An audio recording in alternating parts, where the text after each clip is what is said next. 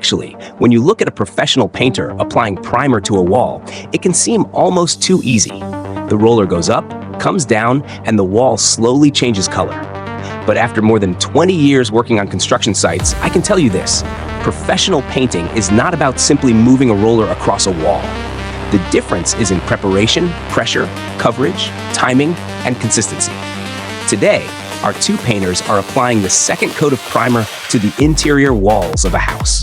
We are using Jotun primer and a long bamboo pole with a roller attached at the end. It may look like a simple tool, but when it is handled correctly, it allows the painter to reach high sections of the wall while maintaining a steady working rhythm. Let's be frank, a long roller is not a shortcut for doing poor quality work. It is a tool that helps an experienced painter work efficiently while keeping the application consistent. Before we begin, the first primer coat has to be properly prepared. The surface should be clean, dry, stable, and free from excessive dust. If there are obvious imperfections, they need to be dealt with before the next coating stage. Why does this matter?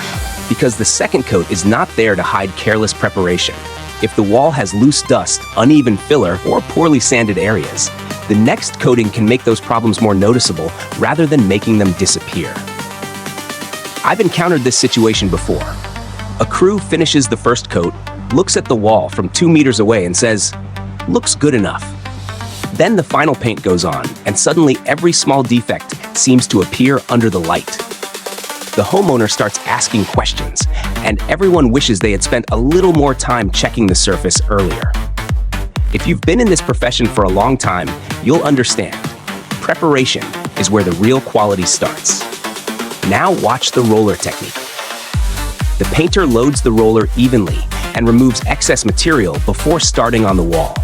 We don't want the roller dripping, but we also don't want it too dry. Both extremes create problems. A roller that is overloaded can leave runs and splashes. A roller that is too dry can create thin areas and inconsistent coverage. The second painter works on another section of the room, allowing the team to maintain a steady rhythm. This is where teamwork becomes important. One person can prepare the next area while the other continues rolling. There is less waiting and less unnecessary movement around the room. Actually, the long bamboo handle is particularly useful on high interior walls. Instead of repeatedly moving equipment around just to reach the upper section, the painter can maintain a stable position and work across a wider area. But don't misunderstand this technique. The painter still needs to control the roller. The pole should not become an excuse to press harder. Too much pressure can squeeze excessive paint from the roller and create an uneven film. The goal is controlled, even application. I also like to check the wall from different angles under the available lighting. A surface can look perfect when viewed straight on, but reveal uneven roller marks when light hits it from the side. That is one of those small professional habits that beginners often overlook. Think about it like ironing a shirt. If you only look at the shirt from one angle, it may appear perfect. Move into stronger light and suddenly you can see every crease. Walls are similar. Another important point is following the manufacturer's instructions for the specific primer, including dilution, application method, drying time, and recoating conditions. Different products are not interchangeable just because they look similar in the bucket. Jotun's own technical information emphasizes following the relevant product guidance for the chosen coating system. I also want homeowners to understand something important. More paint does not automatically mean better protection.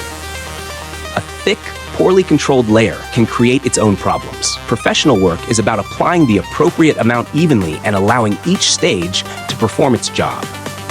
I've seen painters rush because they wanted to finish a room quickly. They may save 30 minutes today, but if the final finish requires correction tomorrow, that time was never really saved. Noithangnya. Good painting is patience disguised as speed. When the second primer coat is complete, the walls look much more uniform. The surface is now prepared for the finishing coats, assuming the product system and substrate conditions meet the manufacturer's requirements. And this is the part I enjoy most. A good construction project doesn't need to shout.